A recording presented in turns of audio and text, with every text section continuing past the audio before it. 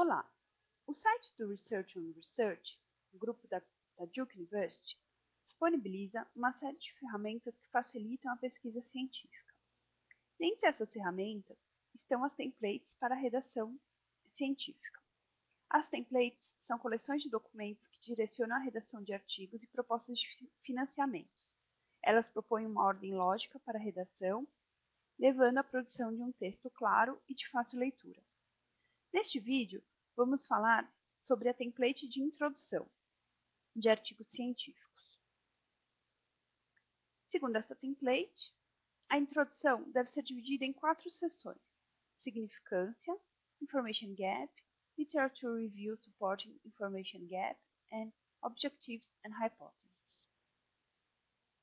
O primeiro parágrafo deve trazer por que o tema geral a ser tratado no artigo é importante. Essa informação ela deve ser capaz de convencer o leitor de que ele deve continuar a leitura do artigo, já que ele aborda um tema altamente relevante. Essa seção pode trazer, então, número de casos, incidência de determinada doença, e também trazer informações relevantes ao impacto dessa determinada doença na vida dos pacientes e da sociedade, por exemplo. Um exemplo dessa seção foi retirada do artigo de Giller, de 2003. No seu artigo, então, Giller coloca que a doença diverticular é uma das desordens de colo mais comuns em idosos em países ocidentais. Na América do Norte, cerca de 1/3 das pessoas com mais de 45 anos e 2/3 das pessoas com mais de 85 anos possuem a doença diverticular, o que leva a aproximadamente 200.000 hospitalizações por ano nos Estados Unidos.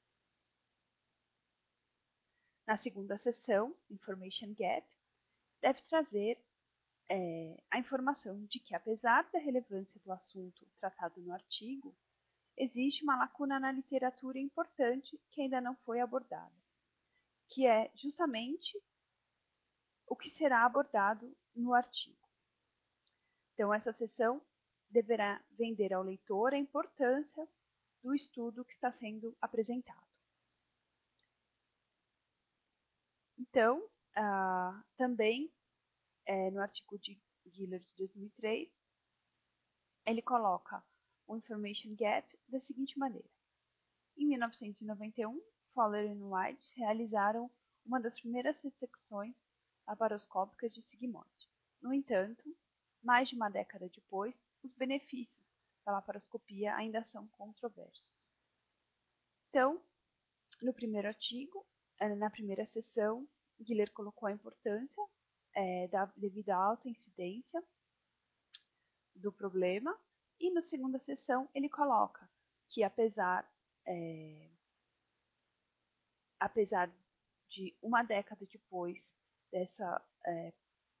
da ressecção laparoscópica de sigmoide ter sido proposta para abordar esse problema, seus benefícios ainda são controversos, que será justamente o que será abordado dentro do artigo de Giller.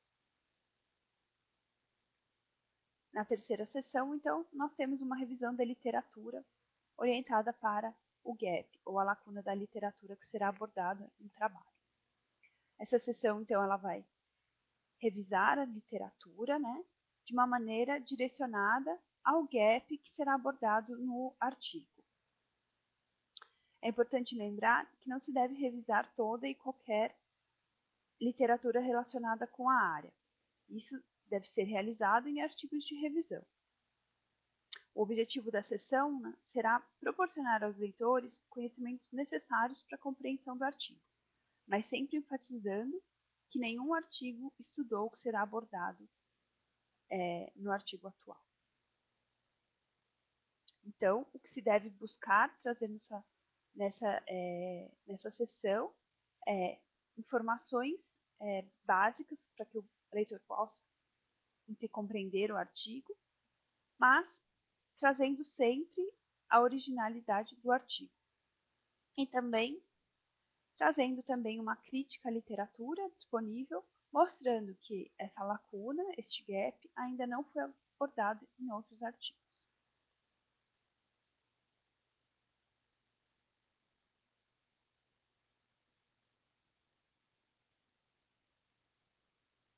Então, no artigo de Guller, de 2003, então, ele coloca: mais de 2 décadas depois, os benefícios da laparoscopia permanecem incertos.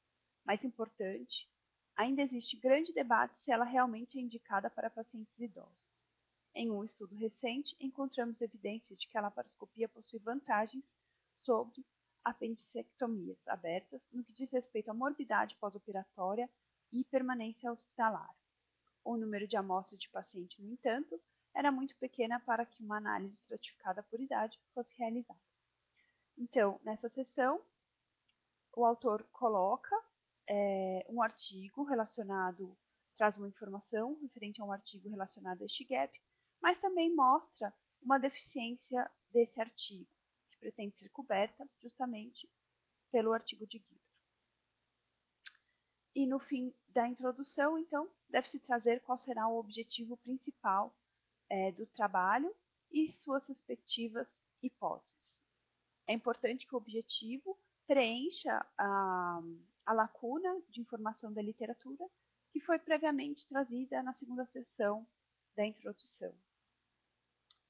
Então, no artigo de Guiller, então, o objetivo do trabalho seria, então, justamente comparar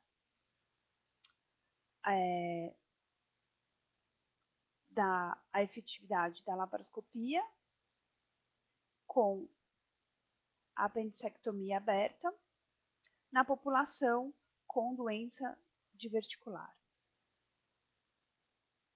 Maiores informações podem ser encontradas no site do Research on Research, no endereço www.researchonresearch.org.